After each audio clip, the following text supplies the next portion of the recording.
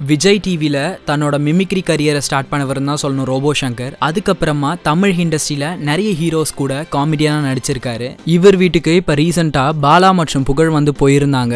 அவங்க போனப்போ ரோபோ சங்கரோட வீட்டை ஹோம் டூர் எடுக்கிறோன்ற பேரில் ஹோம் டூர் எடுத்தது மட்டும் இல்லாமல் அவங்களோட யூடியூப் சேனலில் அதை அப்லோட் பண்ணியிருந்தாங்க.